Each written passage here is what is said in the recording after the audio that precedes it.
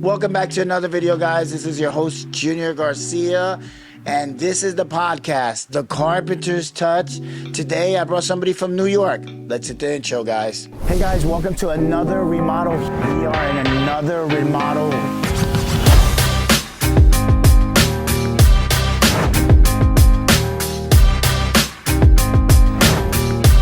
Keep watching.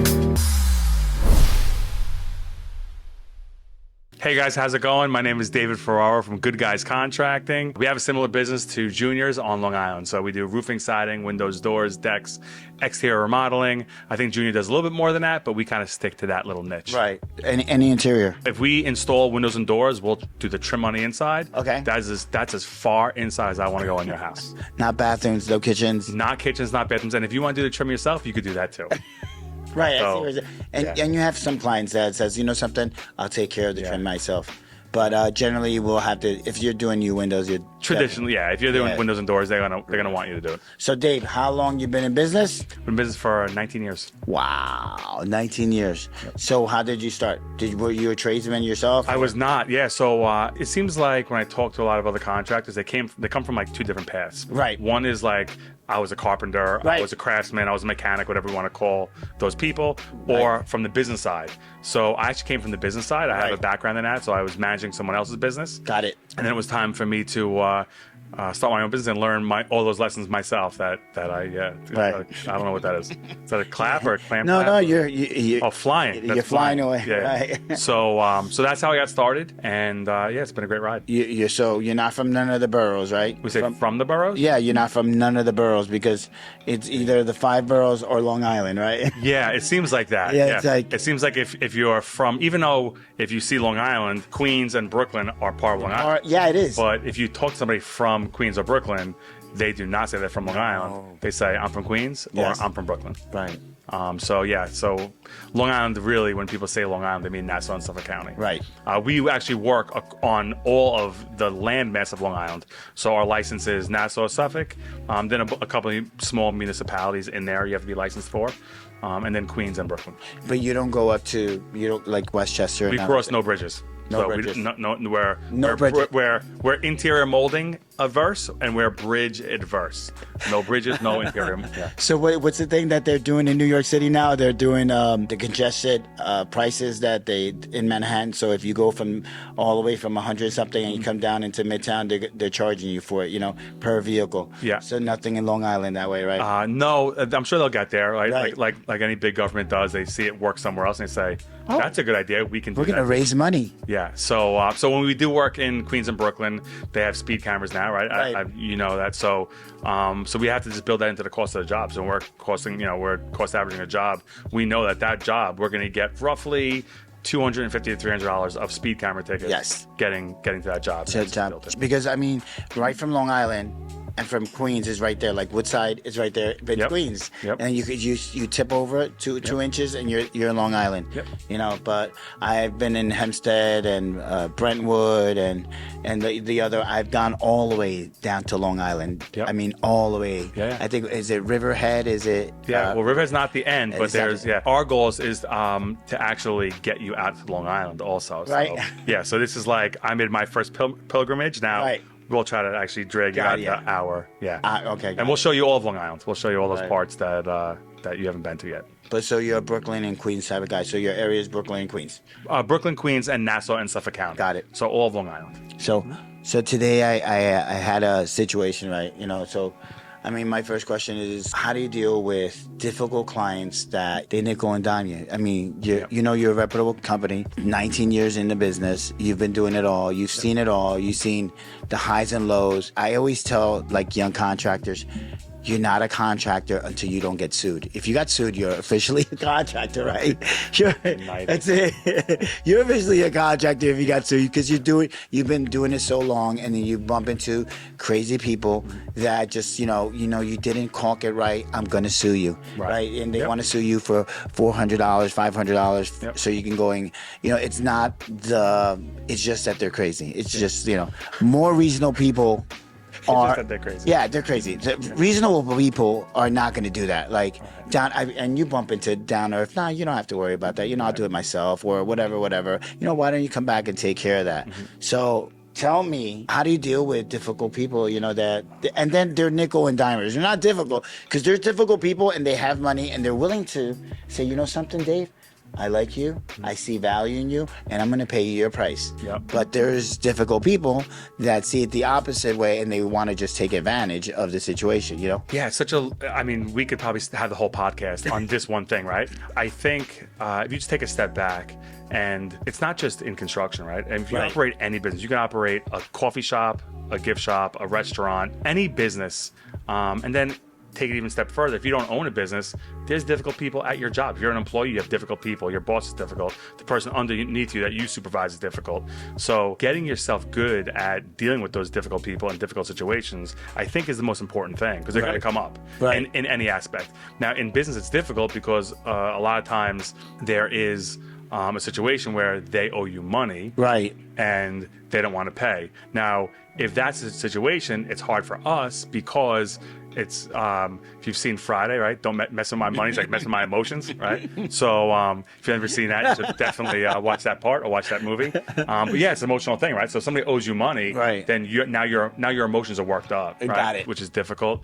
So for us, we try to in our company, we try to assess why they are that customer, why they're crazy. Some people are just crazy. Now, in our sales process, we do try to weed them out. Right. So that's our first front line is our sales department trying to weed out crazies, right? Right. And there are certain key phrases that they may use that lets us know that they're crazy. What would be a phrase that... Talking to them about other projects that they've had. So like part of our sales process is like, hey, tell me about a project that you've done that's sort of like this. And sometimes they say, oh my goodness, I did this and this person wasn't good. And I had to throw this person off the job. And now they're saying, okay, which could be also true. So if you're watching this and you are a customer, there's also crazy contractors. Right. Yeah, there is. So it does work both ways. It does. So assessing that is pretty important, trying to weed them out. Truth be told, there are a lot of customers that come in and they filter through, they go through our sales process, they go through our management process and pre-construction process. And now we're doing their job. Right. And, you're sometimes working on their biggest investment or a large investment for them. So their emotions are high also. Right. And sometimes kind of realizing that maybe they're not crazy, maybe they're just super sensitive about this one thing that they told you about and then you messed up. Right. That's different. So did we make them crazy? Right. That's also right. I have a filtering process as well, and the girls will go through a process and stuff, and then the sales team will go and they'll like, I think they're crazy, they're really crazy. I said, okay, what did they give me? They gave me 3 pages of their whole detail. I said, that's not bad. That's not crazy. Right. That they know what they want. So no. And the guy said he's OCD, okay? And he's going to micromanage the job himself. And then he's going to be every morning at 8 o'clock to make sure that you and the guys are there. And then he's going to come back out at 12 o'clock in the afternoon. And then he's going to come back at 3 and follow up with the whole list. So I would say that would be a client that I would just pass. Yeah. Because even if you're doing a competitive price, even if you raise up the price a little higher, because you're gonna deal with them, because it's generally. I had another client that says, "Listen, if you can deal with me, you have the job." I said, "Yeah, I definitely want a job." He goes, "No, I'm gonna email you 5 to 10 times a day. I'm gonna probably call or text you of any changes that I may want to do." I said, "But we can take care of it prior." Let's just figure out. He goes, it's just who I am. So I've taken on certain clients that way. Yeah. We've all done that. We take on a client that gave us all the warning signs that they were a little crazy. Did you have anybody that comes up to your mind and says, this happened, And I was like, man, I should have never taken that job. Yeah, a job that we just completed. Okay. So 2 years ago. Yeah, and no, it just happened. No, we just completed it 2 years ago. Yeah, it was a beautiful job in the Hamptons. It was a Hardy Aspire job, run vertically. Oh, yeah, that's nice. And run vertically, and there's a certain install that needs to be done on that. It's not difficult. It's just precise, and we know a lot of our competitors don't do it the right way. Right. So we knew that we were the right contractor for them, which makes us want, if we know that we're the right one for you, we want to help you. We do want to do that. She had an issue with mold in her house previously, and she was very conscious about an open window. Is that going to blow mold from the outside into my house in the air? Are the spores going to infect my house? They're overthinking it, right? Yeah. So I think for us, what we do is we call adult to adult, right? And this is how we deal with it. Okay. If we recognize crazy in the process, our process is we stop it and confront it, not in a mean way, but hey, listen, if we're going to work together, I know that is what you're saying. Like, you're worried about the windows being open. We're doing construction, we're changing every window in your house. We can't change that window without opening up the hole. Well, you could tape the inside and you could do that and you could do this. And yeah, we can. That's not what we priced. Well, I don't want to pay more. Okay. If that's a situation, we internally will stop the job and say, does it make sense to continue? Right. And which is a weird thing, because as a contractor, we really pride ourselves. Our company, we've never been kicked off. We'll never leave a customer high and dry. We're going to finish the job. We'll finish the job. We won't walk off. For the sanity of our employees, if we realize that it's not a good fit too late, we'll explain to the customer, this is how we work. If you want to work with us, that's great. If you don't, that's great. We'll figure out something equitable. We'll even give you a little bit more, and we'll cancel the job. Right, exactly. Your materials are here. You paid for the materials, and we'll try to hammer it out. But we don't want to be tortured and waterboarded throughout our job site. And it's hard. Yeah. So that's how we do it in house. There is a vetting process, like you said. We try to to see if it's a good match for us and them. But if it's too late, sometimes now when they owe you money, for us, they try to keep me out of the money because I'm emotional. It's my money. Right. So my employees, for the most part, try to keep me out of that, and they try to collect the money themselves, and they negotiate themselves. I give them the leeway to do that. Got it. That's good. And because they're impartial about it, because they're getting paid on Friday no matter what. No matter what. If they collect a ton, if they do a great job, or if it fails, they're still getting paid. Right. Where me, I'm hypersensitive about it because it is our money. So I think keeping the owner out of it until it's going to be a lawsuit, right. And that's what they know in my company. It's if it goes to like DEFCON 5 and they have there's thermonuclear war, they get me involved. Other than that, war games, guys, games. Yeah. Other than that, they're going to Google that. Yeah, they'll try to hide those problems, which is what they're supposed to do. Right. As good employees. Right. So it works. So what's the worst thing you did on a job site, like, and how did? When you say what's the worst I did? Like to a human being. No, I mean, I cannot confirm yeah. There's no statute of limitations on murder. So yeah, I cannot. Just to twist it around, has any, because there's guys that are like, they get in your face and they're yelling and they're effing and they're like, I want your job. And they're just going crazy. Have you ever had a situation like that? Yeah, I have. Yeah. I'm not good at that situation. I don't know if you want to talk about that right here on this podcast particularly. I had one. Yeah, we'll have an outtakes. You go first, and maybe it hasn't happened in a long time. Right. And if I could actually take the abuse, but if I see you really try to abuse one of my employees, is when I really got it. That could put me on a different plane. And that happened once. It took him a couple of seconds, but he was very apologetic after he got off the ground. Got it. I've had them, like, they'll go up, they'll go really high up, and then they'll come down. And it's just a tone of your voice that brings it back down. But I got into a heated argument with the guy, and it was a 2-part job. It was the roof and the siding, and he threatened me, I'm not even going to give you a sign, just finish the roof, get off my property, do everything, right, all that. And we're just going back and forth because I learned, go high with him, you go high, but when you can't, just go down low and he'll come down. Yeah. And we did, and guess what? We got the siding job. Yeah. And I understood his personality, and there were some things that were definitely wrong. Yep. Did I ever get in a fist fight? No. Did I get in a heated conversation? We want to call it government. Yeah. So, Junior, before I incriminate myself, can you tell me about your audience? Who watches this? Because this is my first time ever on a podcast. I'm super excited about it. FBI agents definitely watch. This is a beautiful office. I don't know if you've ever been to Carpenter's Touch's office. Right. But I'm so thankful. I really have to say, I'm thankful to be here. Yeah. Awesome. So I appreciate the opportunity. Great. It's an awesome place. And we definitely look up to you as far as a parent company or sister company. We don't do business together, but we're in non-competing areas. Right. And we really do look up to you guys. You guys do it the right way. Right. And we love contractors like that. So I should have probably said that about a half hour ago. redo it again. Yeah, Can we rewind the last 20 minutes? No, definitely. And thank you for that. You know what it is? It's just a culture. My culture here is definitely, and we're going to talk about that because there's a lot of companies big companies are buying little roofing company. It's the biggest thing out there. Yeah. It's if you follow Dimitri on Roofing Insights, they'll come and do an acquisition with you and say, you know something, you're running something really nice. I see the numbers. You're a good, healthy customer. You have a good social media platform.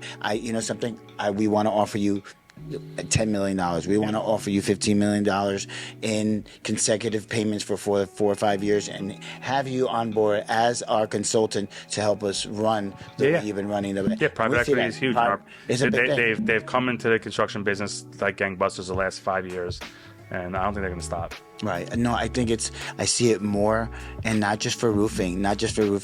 We're seeing for other companies, for plumbing. They're HVAC is huge. Yeah. It's big. Yeah. It's a big industry, and they're coming in. They're buying the trucks, buying everything, buying the systems, buying the employees. They're just coming out, and they'll pay it out, and they'll do it within a year, 2 years, and because they want to really see if you're really making that money, if you're really saying what the books are saying, and you have to have. I always say you have to have a healthy book system in order for them to know to come in. And so, I mean, in my situation, right, guys, I don't know about Dave's situation. Either I give my business generally to a kids, right? You give it to your kids and you raise them up in it, or you sell. You're closing, you're just losing everything. Yep. You don't want to close it. You want to sell it. So we're going to get to a point where we can actually, because it seems like none of my kids want the business. None of them. Only maybe Mimi. Yeah. Listen, if Mimi doesn't want your business, I'm going to hire her and try to convince her to take over my business. Right. She's so good, right? It's awesome. So, but that's generally what happens. But I think there's pros and cons, right? What do you see? Because what would be the pro of selling your business, right? Yep. Because you built it up. It's 19 years. Yeah. Yep. So I'll tell you guys this. I actually have a really good friend in that space. Right. So that's what he does, and he's associated with some really with some large investment companies. If I said their names, they're the ones that you know. Got it. And he is trying to get me to sell my business, and he's one of my best friends. Good. And so I trust him. Right.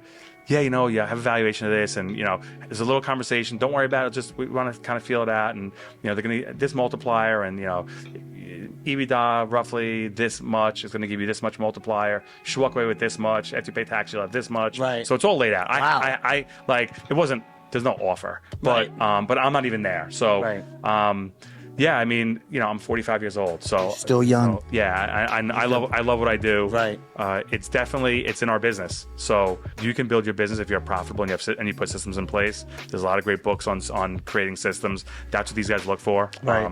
They love the EOS. So explain what EOS is. Yeah. To the people that are following. Yeah. So Gino Wickman wrote a bunch of books on EOS. Traction is probably his number one book on the EOS system. And basically what EOS is almost like if you have a computer with a software that runs your computer. EOS is an operating system that helps you manage your company. And it's almost like old school in a way. If you go to like a company structure, right? Having a company structure, right? But really drilling down, not job titles, but really what each person is responsible for. And so it's as simple as that. It's a way to manage your company. Right. From the top. CEO, right, and so forth, salespeople, and the actual. Well, so it really breaks down to like a visionary, like who's good at creating a vision for the company. Right. That's sort of how it starts. That's sort of like the pinnacle of it. Not CEO, but like it's not like job title, but it's almost like functional title. What you want to do, what you're good at. Right. There's an implementer, a person who is in charge of implementing the whole EOS system, and if you have that type of business, you are very, very sellable. Right. Very easy. Very easy, yeah. Right. So, what do you think they're, let's say if you're running a $10 million company or a $15 million company and you're generating that in total sales, what do you think they're gonna, what would be an evaluation for that? Yeah, so if you're watching this podcast, and listen, I'm not, what do you think? I'm not the resident expert on this, right? But if you are watching this show and you have, so it really goes by what's called EBITDA, which is basically how much money you make after all your expenses are paid, right? And depending on the industry that you're in, they'll offer you higher multipliers of that or not. Wow. But if you could show that you make $1 million a year, Right. They will offer you probably 6 to 8 times to 10 times EBITDA. That's good. So, and normally, if you have a $10 million company, you have close to a $800,000 to $1 million EBITDA, Right. roughly. So, that's how the numbers pan out. It's always good to know. Different industries will have obviously higher and lower profit margins. Right. In construction, I think the average profit margin, I think the average is lower than 7%. Okay. Which you can't run a business on 7%. Right.